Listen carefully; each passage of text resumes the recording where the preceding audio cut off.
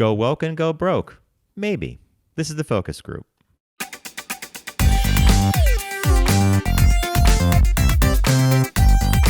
They're all business, except when they're not. It's the Focus Group with Tim Bennett and John Nash.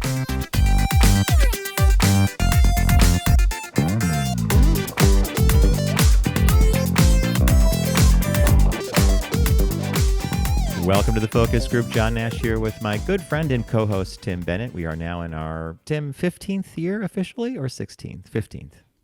16th, I think, John. We don't even have our history right.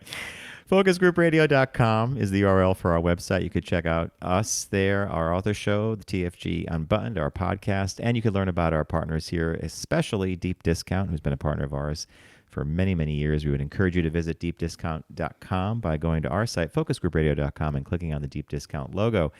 All right, so what was it, Tim? Is it 15 I did or the 16? math. It's 16 in March. I thought it was 16. Hey, Tim, it's a sweet 16. 2008 in March. Yeah, 2008. Sweet 16. March. You and I filmed was our first show down in D.C. or was it in Lincoln Center? Across from Lincoln Center at the Center. XM studios, because it was XM before they merged.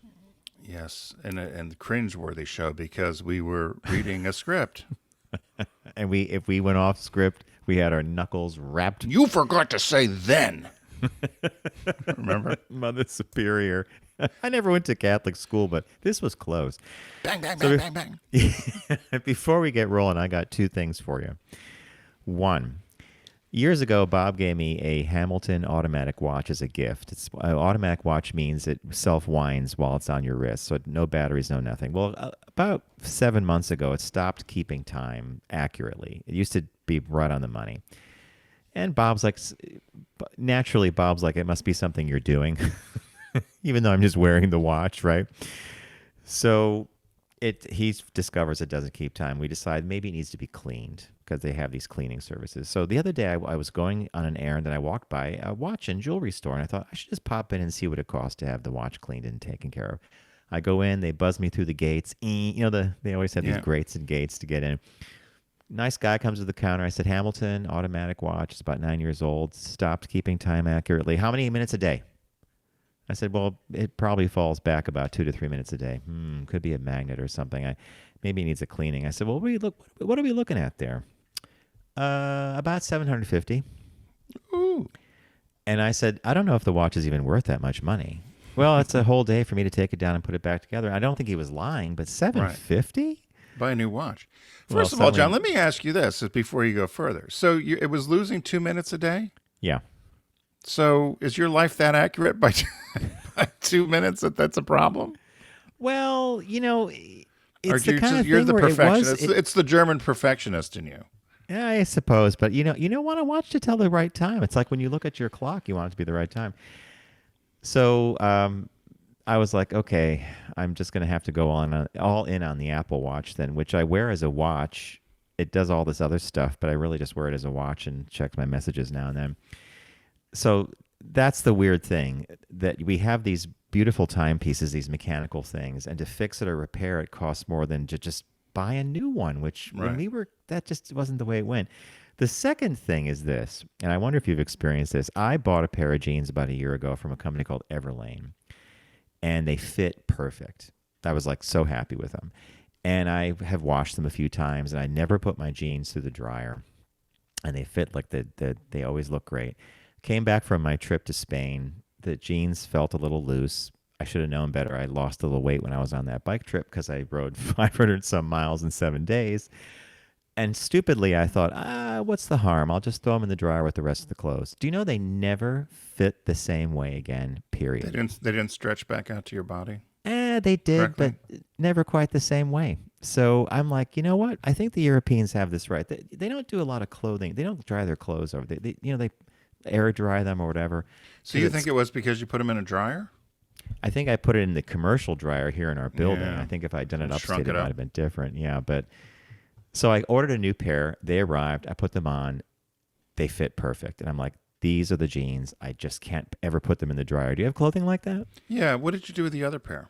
I have them. I'm still using them. I mistakenly bought 3 pairs of khakis recently at Gap. And I don't know. I guess I was just stupid. I thought they would all be the same because they were all the same size. Size, yeah.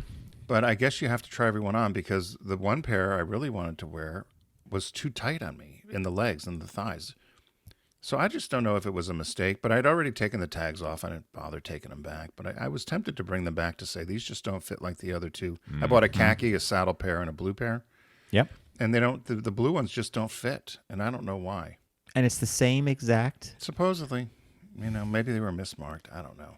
I bought some jeans at Costco, which I used to always love their Urban Star brand. But the last couple of times again, they're cutting them a lot slimmer in the legs. And if you have big legs like I do, they're a little too tight, and I'm not one of those little skinny flat belly kids. It's kind of like the bonobos thing when we did that. Oh my God, you were ended up sending stuff back and forth. That's a problem with some of those. If you don't know what you're getting, and you got to keep try on, send back, try on. That's like Warby Parker with me. You're lucky you have a Warby Parker store in Akron. We do, but the ones I'm wearing are iBuyDirect.com. Cheap. They work great. What did you just send in a copy of your prescription? My prescription, and I picked the glasses out. These I Buy Direct? I have to EYEBUY, yeah, iBuyDirect.com, and they're great.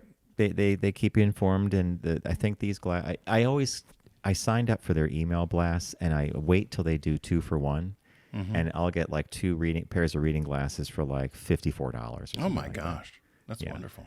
And they last. I don't like. So now I have them. I've had them strategically placed because for small type I need them now. Were you all excited, John? I saw on social media that there's a new Star Wars movie coming out with a little baby Yoda or something. I don't know what it's called. It's based on The Mandalorian, and the little baby Yoda is called Grogu, and I think they're doing movies. Yeah, someone came up with that name in a writer's room. Like, let's call baby Yoda Grogu. The Mandalorian, every time you say that, I either think of the car, like the DeLorean, or I think of a musical instrument. I played the Mandalorian in band. It does sound like mandolin or something like that, right? Yeah. I played the Mandalorian. It's between a piano and a clavichord. Right. It's got some strings and keys. So what is it? Are you excited about it, or are you just, the last great thing that came out of the Star Wars universe, for me at least, was a show called Andor. I just thought it was really super well done, and a political thriller, and it took place in the Star Wars universe, but the director, Tony Gilroy, not even a fan of Star Wars, just liked the universe, but he basically told a political thriller in that universe, and it shows. It's very adult. Everything else is like, I was flipping through the TV, and I came across, and I won't know the name. You know it better than me because you're a huge fan. It was a 1989 Star Wars movie, maybe. I know it came out in the late 80s, is what it said, and I can't remember which title it was. But I was shocked about how far we've come with graphics and. Oh yeah. And I looked at it, and it was almost comical. Like sometimes when we look back in the 60s when they try to do sci-fi stuff, this was almost to that point. I thought, man, this doesn't look realistic at all. But at the time, it was probably a huge feat in the 80s. Right. Yeah. And I wonder, do you ever look back at some of that old stuff, some of the old Star Wars stuff? And I actually think the old Star Wars movies hold up. Bob and I were watching an old Flash Gordon. Maybe it was a Star Trek then. Maybe it was something. Probably Star Trek. Okay. Yeah. We were watching this Flash Gordon episode, one of the original ones, and they go to this spaceship coming to land on a planet, and you can literally see this thing gliding down on a string with a sparkler in the back. And we were both laughing because that triggered the imagination of kids worldwide. Like, they'd go to see this in the cinema and say, oh my God, they'd land on Ming's planet or something. Yeah, the old stuff is classic for sure.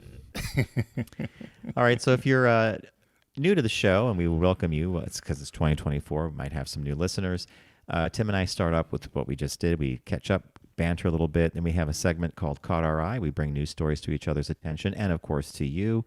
If we follow that, usually with a visit by our partner Deep Discount, and that's followed by Business Birthday. And today we have a shop talk on companies that went woke, and we want to know if they went broke.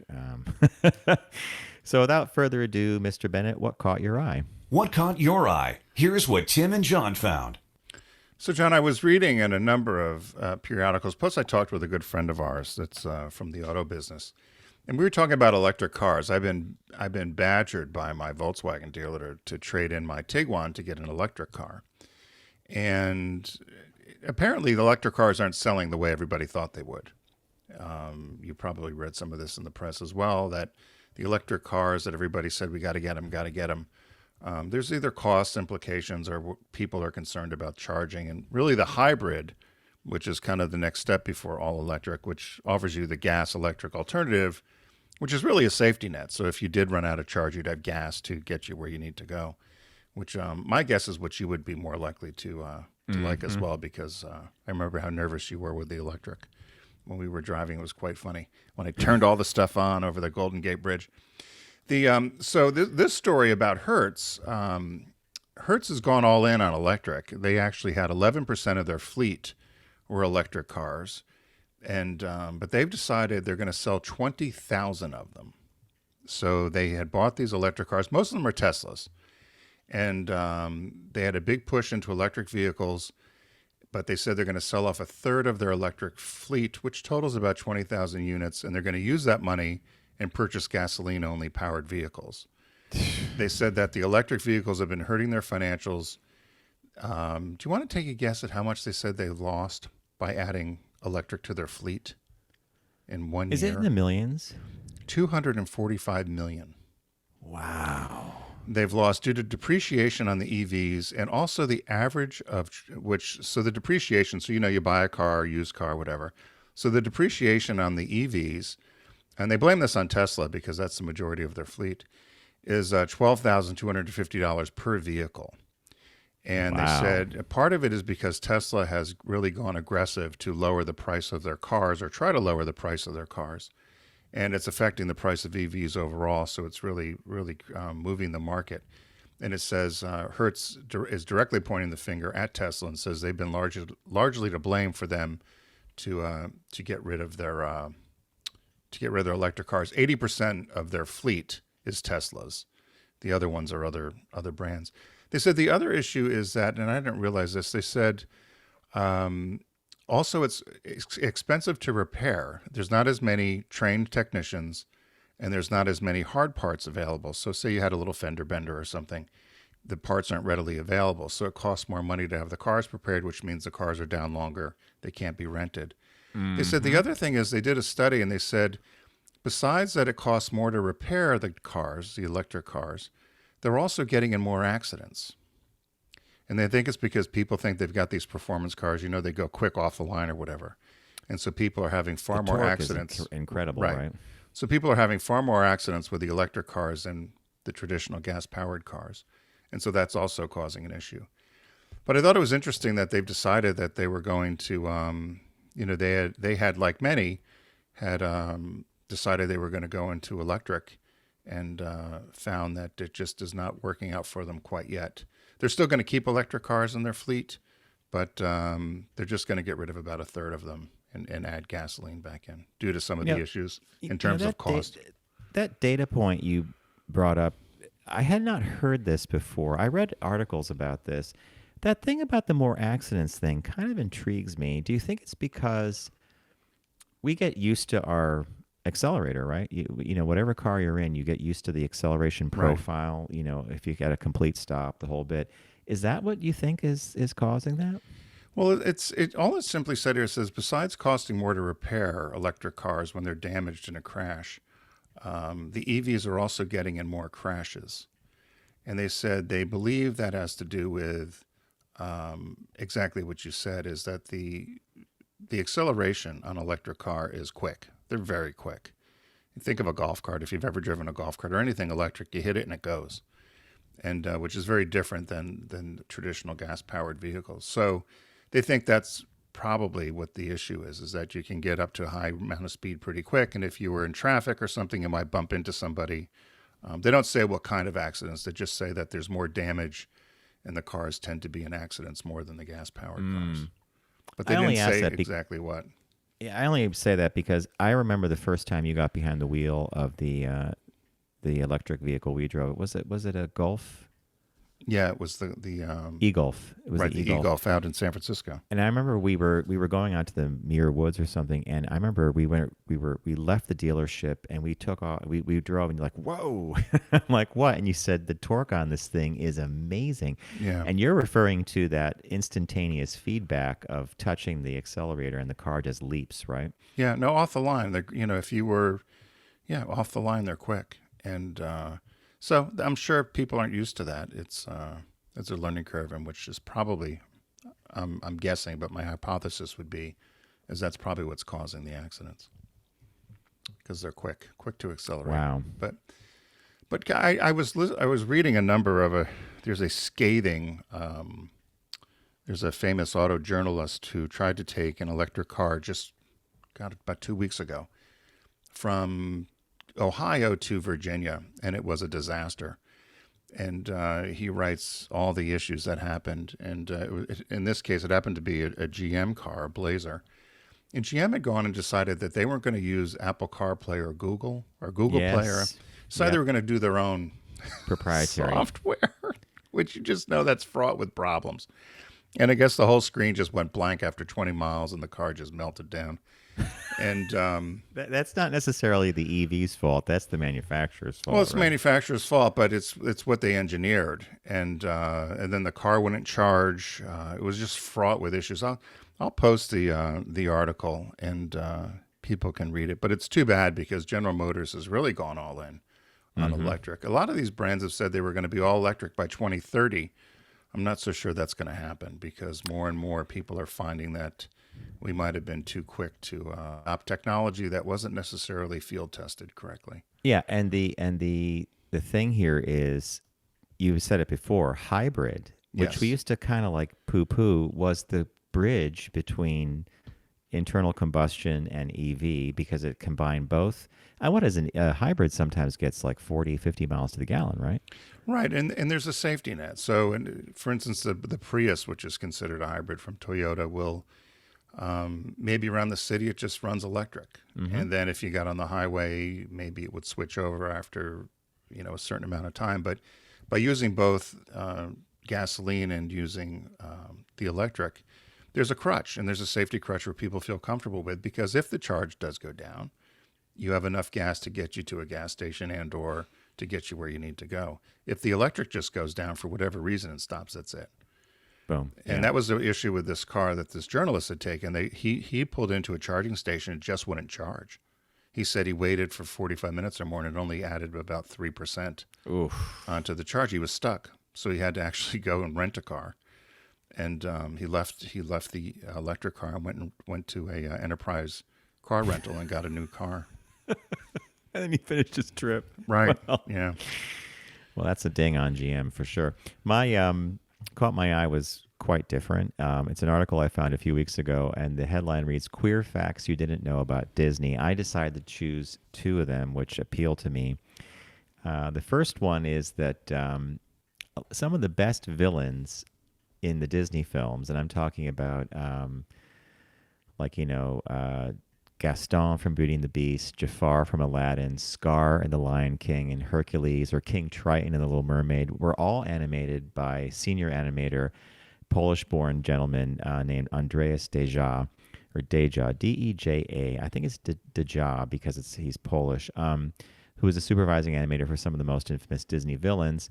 And the fact that he's openly gay, I'm not sure that has a direct impact on things, but if you look at the characters, like my favorite is King Triton from The Little Mermaid. I mean, he's like some kind of muscle dude. Like a muscle bear. Yukon Cornelius' uncle. Yeah, and Gaston from the Beauty and the Beast. A lot of people have always theorized about that character because he seemed to be so in love with himself. But animating the villains is a lot of fun. Most animators, actors even, love portraying the villain because the villain can be so many different things. But I thought that was a fun fact that the lead animator at Disney that did this was gay. Is that And Gaston on your picture there in the red shirt busting out of that thing with the floppy fuck me hair? That's Gaston from Beauty and the Beast. It goes Gaston. Beauty and the Beast, Scar, Jafar from Aladdin, the evil wizard, and then King Triton. It says here that Disney villains like Scar and Jafar are infamously queer-coded with characteristics like a limp wrist and fabulously arched eyebrows. Some say this correlated queerness with evil is a problematic practice. I never got the evil out of it. Though others say the representation, no matter how dubious, gave some kind of visibility on screen to LGBTQ people. Sometimes I think they read into this too much. Yeah. Like, he didn't design the character; he animated it, right? So, Right. still, though, I think that it's cool that he was involved in that. And the other fun fact here, this is one of my favorites, is that so. It's been confirmed that Ursula. Stop. That's hilarious. Yeah, Ursula the Sea Witch from Little Mermaid was based on drag queen Divine. So it says Disney composer Alan Menken confirmed this year that Divine, who lived from 1945 to 1988, a Baltimore drag queen who starred in the 1972 film Pink Flamingos by gay icon John Waters, was Disney's inspiration for Little Mermaid's Ursula.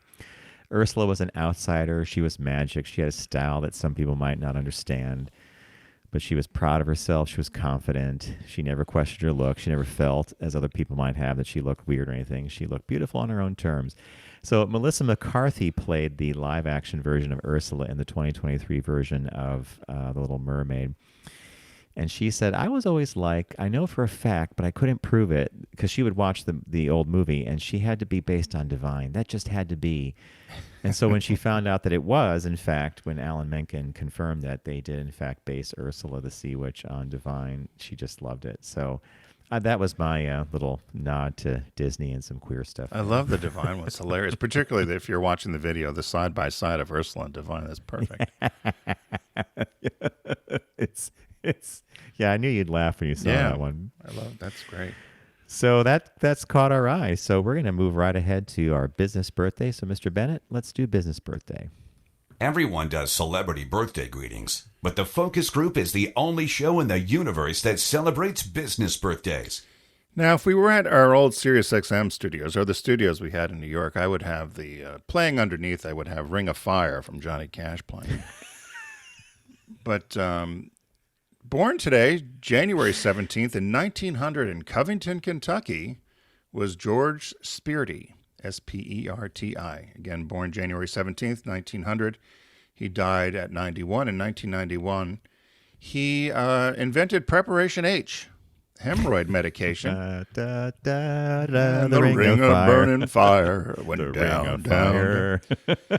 He also invented the Sperti ultraviolet lamp, Asper cream for pain relief, arthritis pain relief, and the KVA power meter. Do you remember Asper cream? I Remember do. that one as Yeah. well?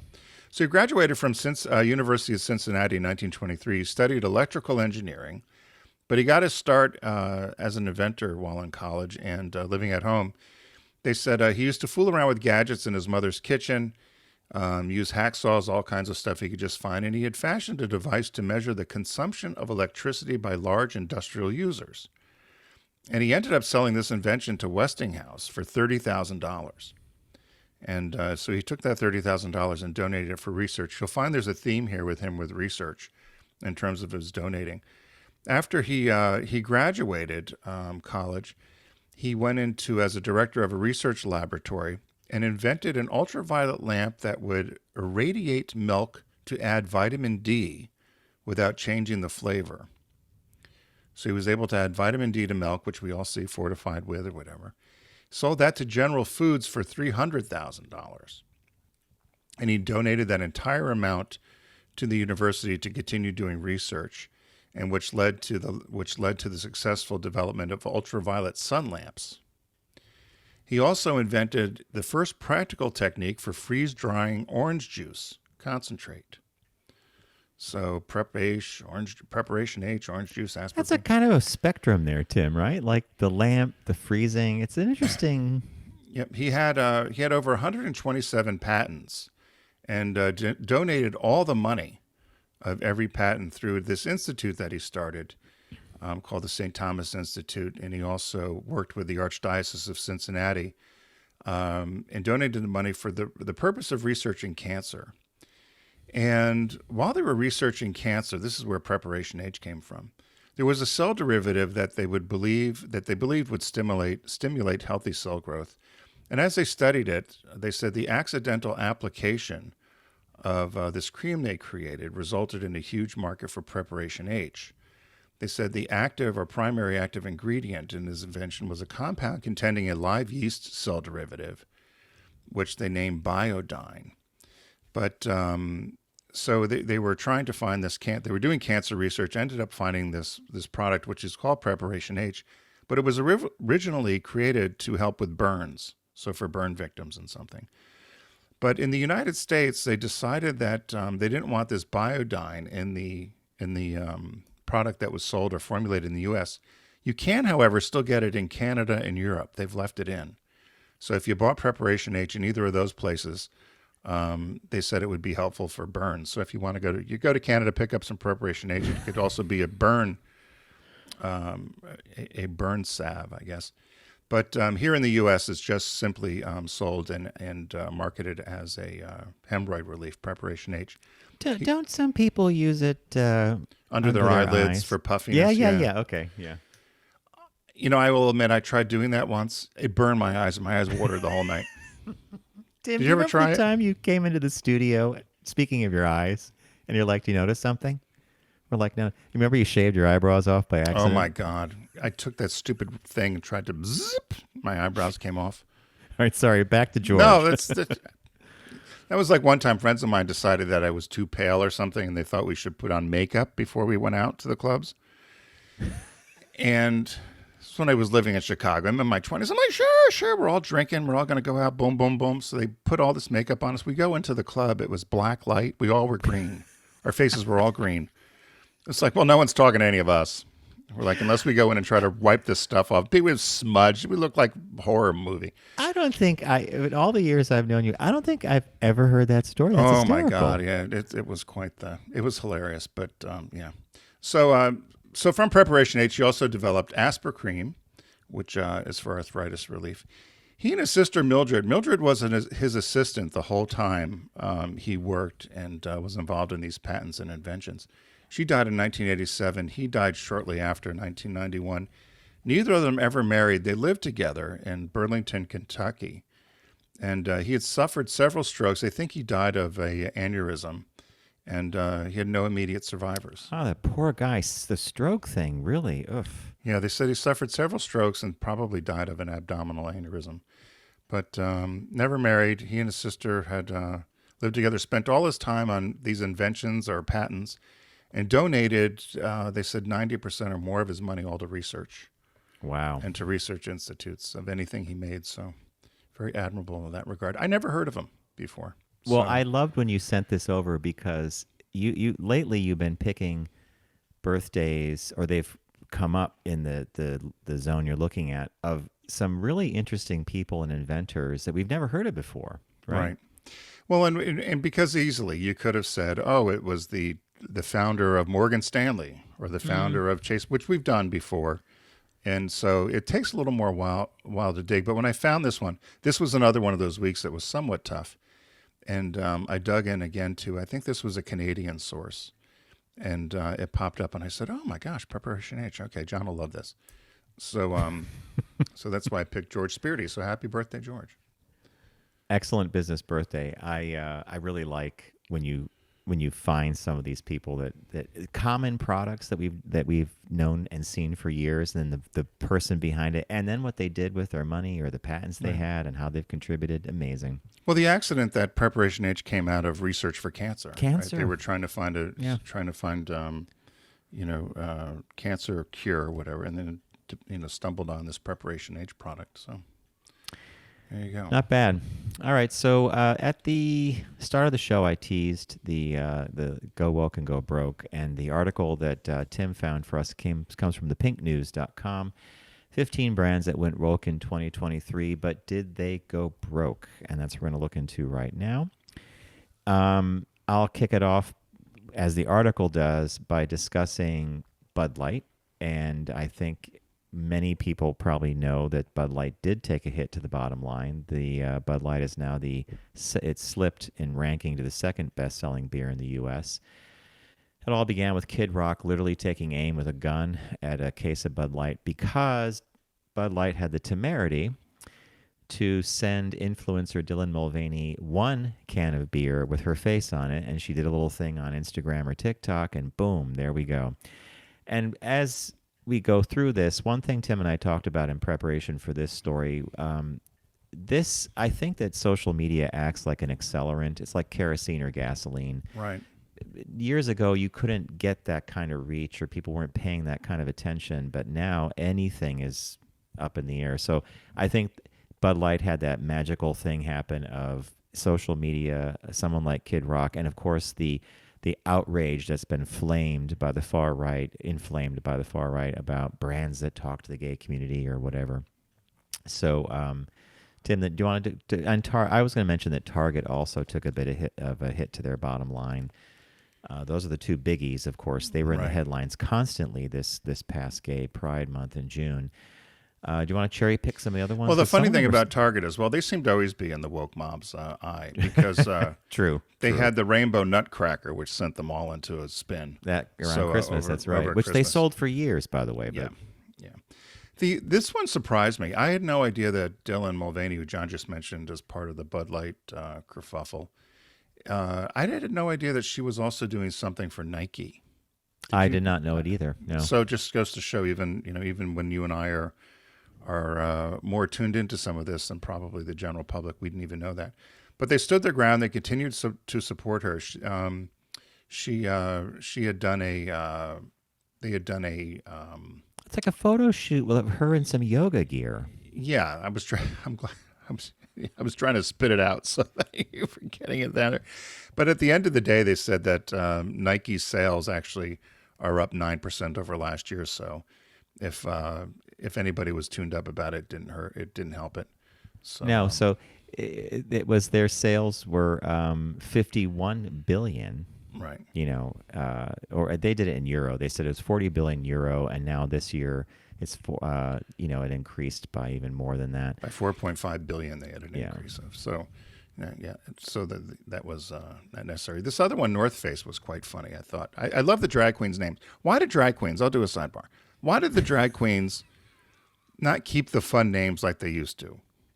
Like this one here, Patagonia, which I think is hilarious. I totally agree with you. It's like years ago at Wigstock in the city, they had a drag queen called Miss Satellite Dish. And it was back when people had satellite dishes. But it's hysterical. No, one of my favorites was 2 Liter Pepsi. Yeah. And then there was one in Philly, Tinsel Garland, and she was always a Christmas outfit, no matter what time of year. She was Tinsel Garland. Tinsel Garland. I mean, they're great names. I remember I was at the gym once working out with a friend, and he tapped the machine we were on. He goes, "That's a good name for it." It was a back machine, and he said, "Someone should name themselves Miss Latissimus Dorsi."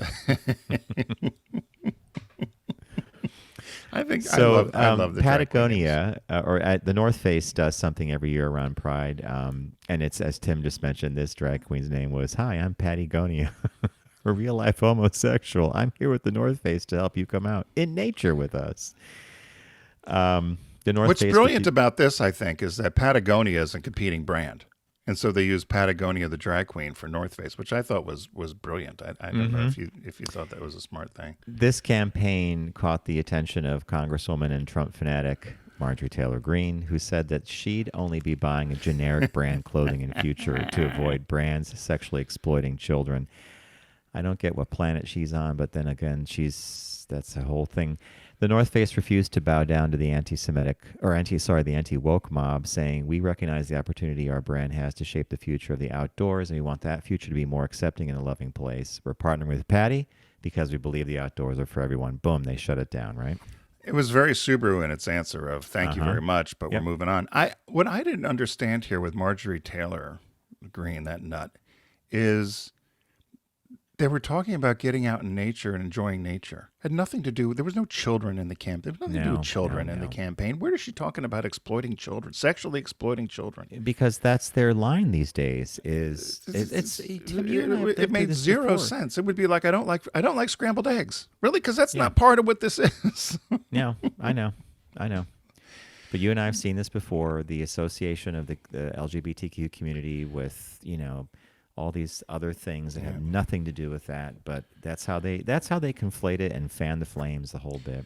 We'll wander through a couple of these. There was one John found, and John talked about, and we talked earlier about with Harry's, the shaving and men's grooming products.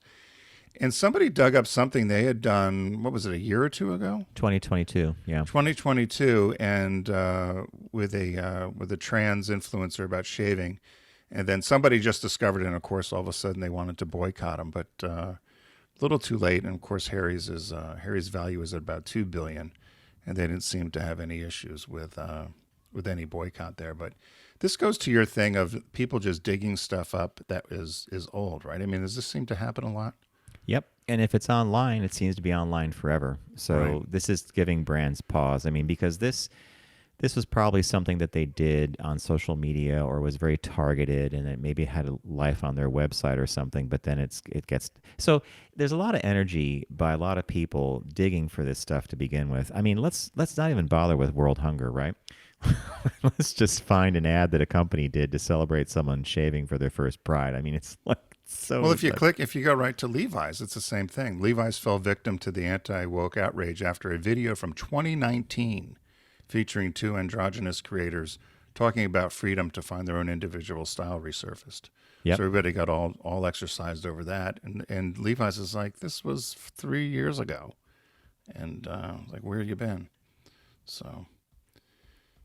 The Marks and Spencer one was sort of interesting, huh? Yeah, I was so trying Marks to and figure Spencer's that out. is a British thing. In addition to the outrage Marks and Spencer faced in 2022 for their gender inclusive policies, the retailer added a further log to the fire recently when their annual Christmas advert was the first to ruffle the feathers of the Go Woke or Go Broke mob. The playful ad, which focused on people doing what they wanted to do, not obligated to do, was bizarrely interpreted as woke and trying to cancel Christmas.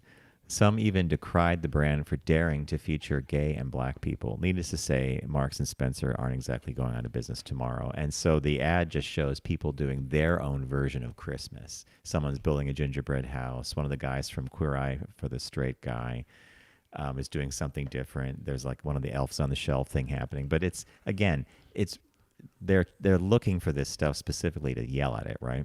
Right. And there were a number of other brands. I wanted to we won't go through them all, but Kellogg's got dinged, Skittles, Doc Martens. By the way, Kellogg's was dinged because they did something with Dylan Mulvaney, right? Right, and so did it looked like Doc Martens did a transgender campaign as well. When I was trying to figure out this overall in general, it seems to me that other than maybe, and then Target didn't really mention it, but other than Bud Light, which showed that they did fall to the number 2 selling brand, and they blamed it on the dust up with Dylan Mulvaney. Does any of it really have any effect, or is it simply is it a lot of these brands? For instance, North Face is a very targeted consumer, and if you're not in that consumer set, you don't care what all the noise is. Harry's may be the same way, but in some of these other ones, like a Bud Light, which may have a more universal appeal to a bigger audience, are they more susceptible to a boycott, or don't you think it matters? I don't know. You and I when we were talking about this or prepping for this particular article, this stuff has gone on all the time. Tim used to get letters written from people in prison about Subaru, or in crayon from a local church down south or something, and you used to have to explain to your other C-suite folks, like, they're not buying the car, ignore it. And thankfully, they'd be like, we got other things to talk about. You're right. Let's move on. I think it's because the media picks up on this now. They pick up on, let's look at Twitter or X for a minute. It's the smallest social media platform by users in the world. Like Facebook eclipses it by a factor of 5 or something. And yet that platform has such an outsized voice because of Elon Musk, because of all the controversy that's going on. So if something erupts on Twitter, as if it's a real world thing, right? It's just people exchanging stuff. Right. I've got to see if I could find that letter from prison that we sent to you. Did you save it? I'm sure I have it in a box somewhere. I have to see if I could find it. This That's is one a of my classic. favorites. I was presenting to Tim and the management team, and the president at the time, Fred Adcock, says, "Tim, I want you to read John that letter you got," and you open this manila folder. and you read this thing, and it's like, I used to drive my SVX with my brother. We used to go hunting. We'd strap the deer to the roof. Yeah. And now that you're using that pedophile Martina, the tennis player Martina, I'll never buy your car again. And then he says, not that I'm in the position to buy right now. Oh, but you didn't. So this is, I'll never buy that car again. And then Fred says, okay, what do you have to say about this? I must have turned red, whatever. Then they all start laughing because then Tim finishes the letter with this part. Yeah, so it was not that I'm in the position to purchase a car right now, but when I get out of penitentiary, I'll certainly buy one. And then the address on the envelope was Nebraska State Penitentiary. And we were screaming. And we thought, well, we lost one. You lost one. Here's the thing about the boycotts that I always am mystified by. It's the power of the purse. It's this consumers putting their foot down. They're spending their money how they please. Go ahead and do it, but you have to make it so public. I mean, like I'm getting at, like, and I know it's the whole point of the boycott is to whip up and the frothy stuff and get people all outraged, but. You and I vote with our pocketbooks every day. We don't publicize it. Right. But I also think it's what you had said when we were talking offline. You said it's so easy now to just go on somewhere and bang something out on a keyboard and hit send. Yeah. Before you actually had to look to see where the address was for the corporation. Who do I address it to? Yep. Write a letter or type a letter, put it in an envelope, put a stamp on it, and go take it to the mailbox. And now... Yeah. It's easy to just be a little desk jockey and just, you could do that all day long. You can sit and complain all day long. Yeah, I think in relation to the article that we were discussing, though, I think going woke does not equal going broke. And you talk to anybody in corporate America, it doesn't. And all this stuff that's swirling around DEI, diversity and inclusion. Corporations, they're watching this, but they also know that they have positions to fill and they have products to sell. And their workforce is going to be more diverse because demographically we're a more diverse country. That's the part that I just don't get. Like, it seems, you know what I'm talking about. Like they have to think about that. Their customer base is more diverse, so is their employee pool. Right. And there's certainly there are brands that have stubbed their toes. There's right ways to do it and wrong ways to do it. But generally, you're right. If you target your audience correctly, you put the messaging and communications in the right media, you'll do okay. But I love some of these brands, North Face in particular. You and I talked about one earlier this week on TFG Unbuttoned with Gucci, that they just ignored the noise because they realized it was just simply noise. Lots of noise. Go ahead and boycott. Go ahead. Go ahead and boycott us. We're fine. So, but that was So the moral of that story is hopefully more and more brands aren't afraid. In many ways, John and I have discussed with a number of our counterparts within the LGBTQ marketing space that it feels like it's the 90s again, with people trying to go and push us back to. But Tim, there's another subtle thing. Someone recently talked to me about the work we did on Subaru, and they said, oh, it was coded, and nowadays that might not fly. And I don't agree with that. I'm not sure it was coded. I always just felt that it was a private conversation the brand was having with a specific consumer in their media, basically saying, hey, we know you're here. We know you're buying the car. Thanks. Here's an ad for you. If you were straight, it might be coded. If you were gay, It was smart. It was smart, yeah. And that was the point. We were reaching the consumer in a smart way, and they're still getting ROI from it, for God's sakes. I just saw... I mean, Subaru should be paying us every year still. You always say that, and I always agree. Yeah. Anyway, so that's that. So, hey, thanks for joining us here on the Focus Group. Be sure to follow along with us in our 16th year. As Sweet John 16. brought up earlier, Sweet 16. I'm going to get a cake. So head over to focusgroupradio.com. You'll find all of our media there, including our podcast, which is TFG Unbuttoned. We also have our Facebook feed, which is The Focus Group with Tim and John, or Focus Group Radio. So there's two different ones going there. We try to post sometimes different stuff, but generally all the shows get posted there as well as along with YouTube. And we want you all to also support our sponsors that are over there. On the right-hand side, you'll see Deep Discount, which has been with us here on the Focus Group for quite a while. So be sure to click on their logo and start shopping away and own your passion.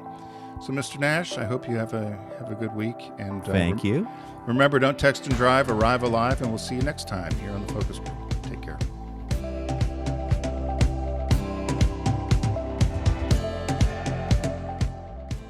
It's the Focus Group with Tim Bennett and John Nash. Accessible on all platforms. Subscribe, like, and rate us on your platform of choice. Learn more at focusgroupradio.com. That was a stunning focus group.